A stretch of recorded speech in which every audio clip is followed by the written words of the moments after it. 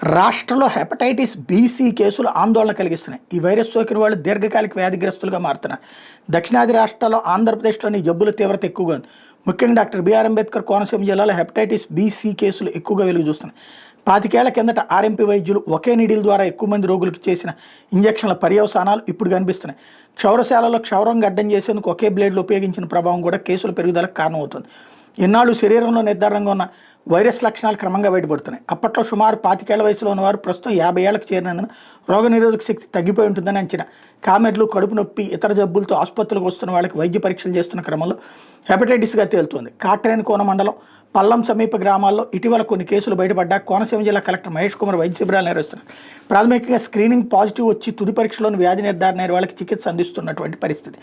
ఓవరాల్గా hepatitis B screening 5,26,949 మందికి చేస్తే ఇందులో పాజిటివ్ కేసులు 10,356, 1.97, చికిత్స పొందుతున్న వాళ్ళు 1,977 మంది. హెపటైటిస్ సి స్క్రీనింగ్ 4,86,878 మందికి చేస్తే పాజిటివ్ కేసులు 3,461, అంటే 0.71, చికిత్స పొందుతున్న వాళ్ళు 1,724 మంది ఉన్నారు.